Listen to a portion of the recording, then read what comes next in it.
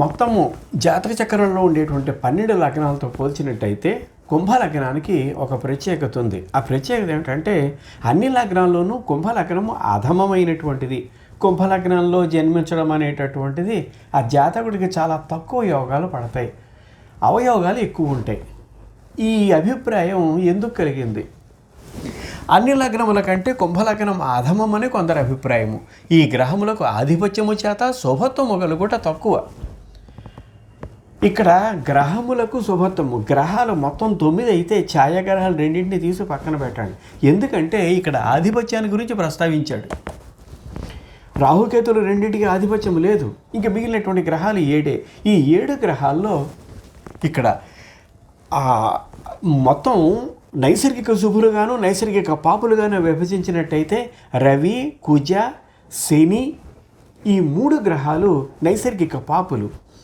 గురు, తర్వాత శుక్ర, చంద్ర ఇవి 3 నైసర్గిక శుభులు. బుధుడు తటస్థ గ్రహం, స్వతంత్ర గ్రహం. సరిగ్గా చెప్పాలంటే శుభులతో కలిస్తే శుభుడు అవుతాడు, పాపులతో కలిస్తే పాపి అవుతాడు. అంచేత బుధుడు ఆ రకమైనటువంటి గ్రహస్థితి కలిగి ఉంది.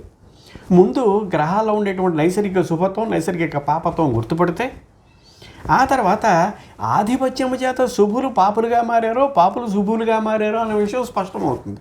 అంచేత ముందు దాన్ని గుర్తుపట్టాలి. కనుక గ్రహాలు 7 రవి, కుజ, శని పాపగ్రహాలు నైసర్గిక పాపులు, గురు, బుధ, చంద్ర నైసర్గిక శుభులు, బుధుడు తటస్థ గ్రహము. ఇక్కడికి గ్రహములకు ఆధిపత్యము చేత శుభత్వము కలుగుట తక్కువ. జైమిని మహర్షి కంటే వరాహమిరుడు దీనిని సమర్థించినాడు. కనుక ఈ ఆధిపత్యపరమైనటువంటి శుభము తక్కువైన కారణము చేత కుంభలగ్నము అధమమైంది మిగిలినటువంటి లగ్నాలతో పోల్చినట్టయితే. తర్వాత రవికుజులకు తప్ప మిగిలిన గ్రహములకు ఆధిపత్య దోషములు హెచ్చు.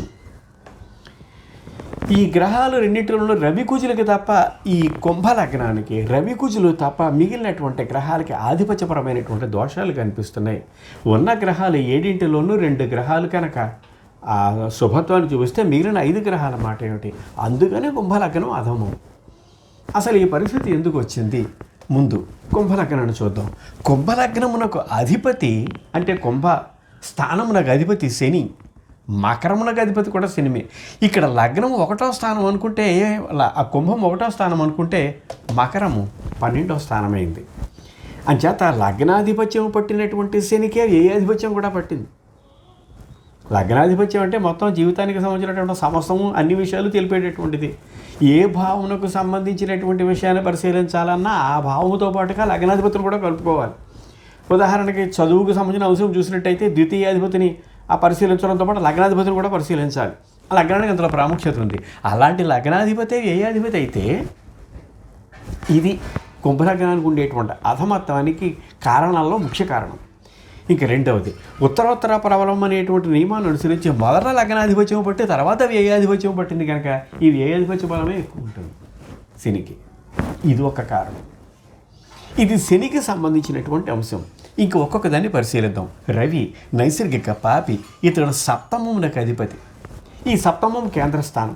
నిజానికి రవి నైసర్గిక పాపి, కేంద్రాధిపత్యం శుభము. కనుక ఇక్కడ రవి నైసర్గిక ఆ పాపి అయినప్పటికీ కూడా ఈ కుంభలగ్న జాతకులకి శుభుడే అవుతాడు.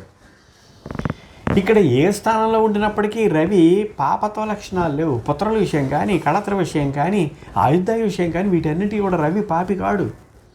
అంచేత రవి ఈ ఆధిపత్యపరముగా శుభగ్రహమే కుంభలగ్నానికి. ఇంకా రెండవది చంద్రుడు, నైసర్గిక శుభుడు చంద్రుడు. ఈ నైసర్గిక శుభుడికి షష్టాధిపత్యం పట్టింది. ఈ షష్టాధిపత్యం పాపం 6వ ఇంటి 10 పాపస్థానాల్లో అది ఒకటి. అంచేత నైసర్గిక శుభుడైనటువంటి ఈ చంద్రుడికి ఇది ఒక పాప ఆధిపత్యం చంద్రుడు. తర్వాత ఇక కుజుడు నైసర్గిక పాపి మామూలుగా. ఈ కుజుడికి ఈ కుంభలగ్నంలో ఏ ఆధిపత్యం పట్టింది? 1 2 3 మేషం కుజుడు. తర్వాత దశమము అధిపతి కుజుడు. మేష వృశ్చికములకు అధిపతి. వీటిల్లో తృతీయము పాపస్థానము కుజుడు నైసర్గిక పాపి, తృతీయము పాపస్థానము, దశమము కేంద్రము.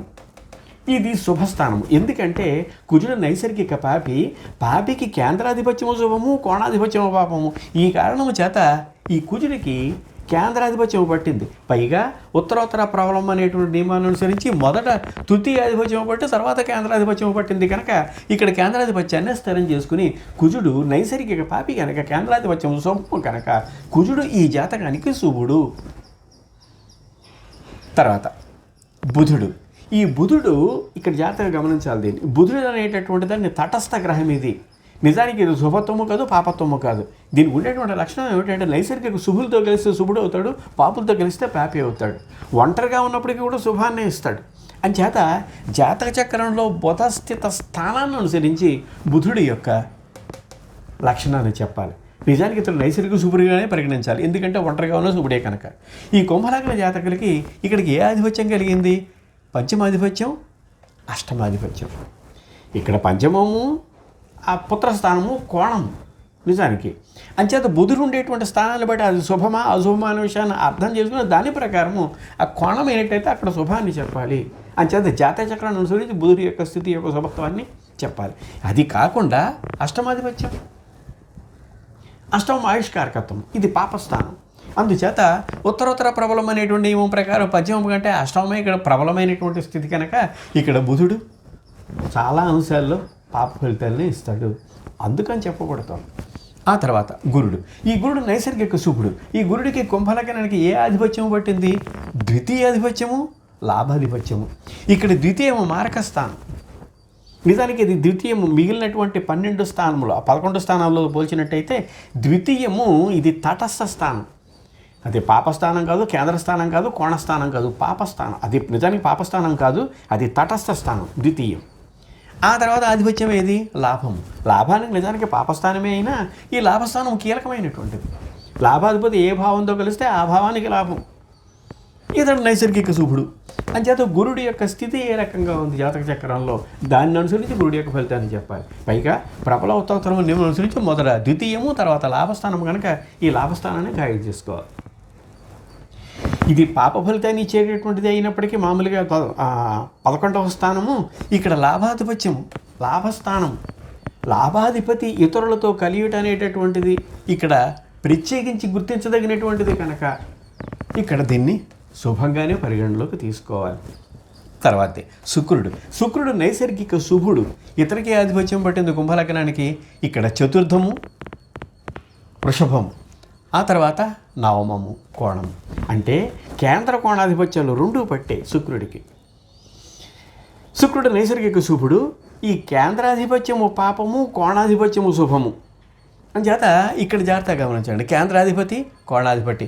ప్రబల ఉత్తరోత్తరం అనేటువంటి నియమాన్ని అనుసరించి మొదట కేంద్రాధిపత్యం పట్టి తర్వాత కోణాధిపత్యం పట్టింది కనుక నైసర్గిక శుభుడైనటువంటి శుక్రుడు కేంద్రాధిపత్యం కంటే కోణాధిపత్యాన్ని ప్రధానంగా తీసుకోవాలి. అంచేత ఈ జాతకానికి శుక్రుడు శుభుడే అవుతాడు. తర్వాత శని లగ్న వ్యయాధిపత్యం పట్టింది కనుక ఇది ఎలాగా పాపస్థానమే. అంచేత రాహుకేతువుల్ని పక్కన పెడితే మిగిలినటువంటి ఈ 7 గ్రహాల్లోనూ ఈ రవి సప్తమాధిపత్యం పట్టినా ప్రత్యేకించి పాపం కలిగించేటటువంటి పరిస్థితి కాదు.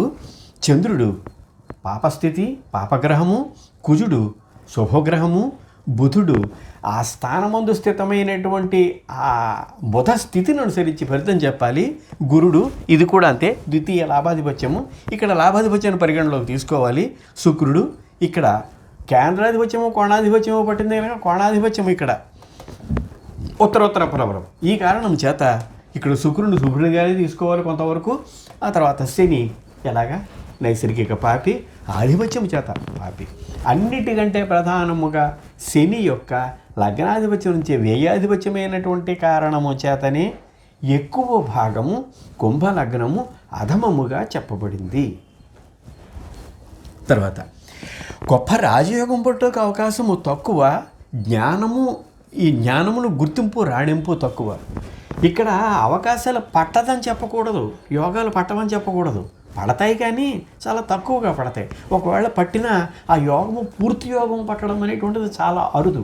ఒకటి మనిషికి జ్ఞానము, గొప్పదనము, ఆ కళల ఎంత ఇష్టము, వీటన్నిటికీ చదువు రావడము, వీటన్నిటికీ సంబంధించి అన్నీ జరుగుతాయి కానీ వీటికి గుర్తింపు తక్కువగా ఉంటుంది. రాణింపు తక్కువగా ఉంటుంది. అంచేత కుంభలగ్న జాతకులు గమనించవలసిన అంశంలో ఇది ఒకటి. తర్వాత కేంద్రాధిపత్యము లేని గురువు, ఇక్కడ గురువుకు ఉండేటువంటి లక్షణం అనేది ద్వితీయ లాభాధిపత్యము పట్టింది. ఇక్కడ కేంద్రాధిపత్యం పట్టలేదు. కేంద్రాధిపత్యము లేని గురువు ద్వితీయ లాభాధిపత్యము చేత ఇక్కడ నైసర్గిక శుభుడు కనుక ఈ గురుడు ఒంటరిగా ఉన్నప్పటికీ గురుకేతువులిద్దరూ కలిసి ఆ ద్వితీయంలో ఉన్న తర్వాత అది మంచి ధనయోగం అవుతుంది. గురుడు స్వక్షేత్రంలో ఒంటరిగా ఉండినప్పటికీ కుంభలగ్న జాతకులకి అది ధనయోగానికి కారణం అవుతుంది. 3-12 స్థితి మంచి యోగము. ఎందుకంటే గురుకేతువులు ఇద్దరూ కలిసి 3లో ఉన్న 12లో ఉన్న, ఎందుకంటే కేతువుకి తృతీయ స్థితి తర్వాత వ్యయ స్థితి రెండూ కూడా యోగప్రదమే, ఇంతకుముందు మనం చూసాం. కానీ ఈ గురుకేతువులు ఇద్దరు గురువు స్వక్షేత్రమే కదా అని చెప్పి 11లో మాత్రం ఉండకూడదు. ఇది నిజానికి గురువుకి స్వక్షేత్రమే అయినప్పటికీ 11లో ఉండదు. ఎందుకంటే కేతువు 11 యోగప్రదుడు కాదు, లాభస్థాన స్థితి అని దీన్ని గమనించాలి కుంభలగ్న జాతకులు. తర్వాత కేతువు ద్వితీయ ముందు ధనయోగము, 3-12లో మంచి యోగము, 11న అవయోగము. తర్వాత ఈ గురుకేతువులు ఇద్దరు కూడా కేంద్ర కోణాల్లో ఉంటే శుభం జరుగుతుంది. శుక్రకేతు యుతి అశుభము, అసలు ఎప్పుడు కలిసి ఉండకూడదు. ఇంతకుముందు చాలా సందర్భాల్లో కేతు గురించి చెప్పినప్పుడు శుక్రకేతు యుతి గురించి చూసాం మనం. అందున ప్రత్యేకముగా 6, 8, 12లో ఈ 12 శనిక్షేత్రం మిక్కిలి అశుభం. కుంభలగ్న జాతకులకి శుక్రకేతువులు కలిసి ఉండడం అవయోగము. ఇవి ముఖ్యంగా మిక్కిలి అత్యంత అవయోగం కలిగించేటువంటి 6వ స్థానంలో కలిసి ఉండకూడదు, 8వ స్థానంలో కలిసి ఉండకూడదు, 12లో అసలు ఉండకూడదు. వ్యయ స్థానంలో శుక్రకేతు యుతి 12. నిజానికి కేతు వ్యయంలో శుభుడే అయినప్పటికీ శుభుడితో కలిసి ఉండకూడదు. ఇంతకుముందు కేతు గురించి చెప్పినప్పుడు దాని గురించి చూసాం. తర్వాత రవిశనులకు సింహ కుంభ యుతి స్త్రీ పురుషులకు సౌఖ్యము తక్కువ. ఇక్కడ రవి శనులు ఇద్దరూ కలిసి కానీ విడివిడిగా కానీ సప్తమంలో కానీ లగ్నంలో కానీ ఉన్నట్టయితే, ఎందుకంటే ఇక్కడ సప్తమాధిపతి రవి, లగ్నాధిపతి శని. స్త్రీ జాతకానికైనా పురుషుడి జాతకానికైనా సరే ఇవి రెండూ కూడా కలిసి కానీ విడివిడిగా కానీ లగ్నంలో కానీ సప్తమంలో కానీ ఉంటే స్త్రీ జాతకానికైతే స్త్రీ జాతకానికైనా పురుషుడి జాతకానికైనా ఆ స్త్రీపరమైన సౌఖ్యము పురుషపరమైన సౌఖ్యము తక్కువగా ఉంటాయి. ఇది. తర్వాత వాహన భాగ్యాధిపతి శుక్రులకు కేంద్ర కోణ లాభముల యందు యోగము. ఇక్కడ వాహనాధిపత్యం పట్టినప్పటికీ ఇక్కడ వాహనం అంటే చతుర్థము కేంద్రం, ఇతడు నైసర్గిక శుభుడు. కోణాధిపత్యము నవమ కోణాధిపత్యాన్ని స్థిరం చేసుకోవాలి కనుక ఇతడు కేంద్ర కోణ స్థానాల్లో ఉంటే శుభాన్ని ఇస్తాడు. ఈ కుంభలగ్న జాతకులకి 1, 4, 7, 10 స్థానాల్లో కానీ కేంద్ర స్థానాల్లో కానీ 5, 9 కోణ స్థానాల్లో కానీ శుక్రుడు ఉన్నట్టయితే, స్థితమై ఉన్నట్టయితే అక్కడ యోగప్రదుడు శుక్రుడు. తర్వాత ధనలాభాధిపతి గురుడు కేంద్ర కోణములలో శుభము. ఇంతకుముందు చెప్పినట్టుగా ఈ గురుడు కూడా ఆ ద్వితీయమునందు లాభమునందు కాకుండా కేంద్ర కోణాల్లో 1, 4, 7, 10, 5, 9 స్థానాల్లో ఉన్న ఆ గురుడు యోగాన్ని కలిగిస్తాడు. తర్వాత పాపస్థాన ఆధిపత్యము గల గ్రహములు, ఇక్కడ ఏ గ్రహాలకి పాపాధిపత్యము పట్టింది? 3. ఇక్కడ అధిపతి కుజుడు, నైసర్గిక పాపత్వం. తర్వాత 6 ఇవి పాపస్థానాలు, ఇవి 6 చంద్రుడు. తర్వాత 8 బుధుడు, 11 గురుడు, 12 శని లగ్నయ్యే ఆధిపత్యం. ఈ పట్టినటువంటి గ్రహములు కేంద్రాధిపత్యము కలిగిన వీటి కనుక కేంద్రాధిపత్యము తర్వాత కలిగినట్టయితే అవి కలిగిన వీరు కేంద్రముల కంటే కోణ స్థితి శుభం. ఇక్కడ ఏ గ్రహాలకి ఆ రకంగా పట్టింది? శనికి పట్టింది. ఇక్కడ ఏ ఆధిపత్యం పట్టినా తర్వాత కేంద్రాధిపత్యం పట్టింది. అలాగే ఆ తర్వాత కుజుడికి, ఈ కుజుడికి మొదట తృతీయాధిపత్యం పట్టినా ఆ తర్వాత కేంద్రాధిపత్యం పట్టింది. అంచేత ఈ కుంభలగ్న జాతకులకి శని కుజులిద్దరిని ప్రత్యేకించి తీసుకోవాలి. వీళ్ళు కనుక ఇదే కేంద్రములందు కంటే అంటే 1, 4, 7, 10 స్థానాల్లో ఉండడం కంటే అంటే శని కుజులిద్దరూ కలిసి కానీ విడివిడిగా కానీ కేంద్రములందు 1, 4, 7, 10 కంటే 5, 9 కోణస్థితిలో ఉండడం శుభం. కలిసి కానీ విడివిడిగా కానీ శని కుజులిద్దరు కుంభలగ్నానికి. ఇది. తర్వాత నైసర్గిక శుభులు 3, 6, 8, 11, 12 ఆధిపత్యం. ఇక్కడ నైసర్గిక శుభులు గురుడు, చంద్రుడు, శుక్రుడు, ఈ ముగ్గురే ఈ ముగ్గురులోనూ ఆధిపత్యం ఎవరికి కలిగింది? తృతీయ ఆధిపత్యం కుజుడిది, పాపము పనికిరాదు. అష్టమాధిపత్యము చంద్రుడు, ఇతని పరిగణలోకి తీసుకోవాలి. తర్వాత 8వ ఆధిపత్యము బుధుడు, ఇది తటస్థ గ్రహం ఇది. తర్వాత 11వ ఆధిపత్యము గురుడు, అంటే గురుడిని తీసుకోవాలి, అంటే చంద్రుడిని గురుడిని తీసుకోవాలి. 12వ ఆధిపత్యం శని, అలాగా నైసర్గిక పార్టీ. అంచేత ఈ గురుచంద్రుల ఇద్దరు విషయాన్ని ప్రస్తావించాలి దీంట్లో. వీళ్ళు ఆధిపత్యము చంద్ర బుధ గురుడు. ఈ బుధుడి విషయం మాత్రం ఆ స్థితాన్ని బట్టి, ఎక్కడ స్థితమైందో దాన్ని బట్టి అనుసరించి చెప్పాలి. అది స్వతంత్రంగా ఒక్కటే ఉందా, ఇతర గ్రహములతో కలిసి ఉందా? ఎందుకంటే బుధుడు శుభులతో కలిసి శుభుడు, పాపులతో కలిస్తే పాపి అవుతాడు కనుక అంతేత శుభగ్రహాన్ని జాతచక్రాన్ని అనుసరించి చెప్పాలి. ఈ స్థితి కేంద్ర కోణ స్థితి శుభప్రదమవుతుంది. అంటే ముఖ్యంగా ఈ రెండింటిని తీసుకుంటే చంద్రగురుల్ని, ఈ చంద్రగురులు ఇద్దరు కూడా కేంద్రాల్లో ఉన్న, కలిసి కానీ విడివిడిగా కానీ కేంద్రాల్లో ఉన్న కోణాల్లో ఉన్న శుభమవుతుంది. అంచేత కుంభలగ్న జాతకులకి ఈ లగ్నాధిపతి వ్యయమైనటువంటి ఆధిపత్యము కూడా కలిగి ఉన్నాడు కనుక అధమమయ్యింది. ఈ ప్రత్యేకమైనటువంటి ఈ గ్రహముల యొక్క స్థితుల చేత యోగప్రదం అవుతుంది. ఈ యోగప్రదమైన సంపూర్ణముగా యోగ పట్టడం అనేటటువంటిది చాలా తక్కువ. ఇంకా తర్వాత ఈ ఆధిపత్యము చేత, గ్రహముల యొక్క ఆధిపత్యము చేత ఈ రకముగా రాణింపు గుర్తింపు లేకపోవడం అనేటువంటిది ఎక్కువగా ఉంటుంది. ఇవి కుంభలగ్నానికి సంబంధించినటువంటి అంశములు. అందుకే అన్ని లగ్నాల్లో కంటే కుంభలగ్నం కొంచెం అధమమని. యోగాలు పట్టమని చెప్పకూడదు, కానీ పట్టడమే అరుదుగా పడతాయి. ఆ పట్టినటువంటి యోగాలు కూడా పూర్తిగా పట్టడం అనేటువంటిది అక్కడక్కడ కొన్ని సందర్భాల్లో జరుగుతుంది. ఈ ప్రత్యేకమైనటువంటి పరిస్థితుల్లో ఉన్నప్పుడు, ఈ గ్రహములు ఈ రకమైన స్థితిలో ఉన్నప్పుడు మాత్రమే కుంభ లగ్న జాతకులకి యోగప్రదము.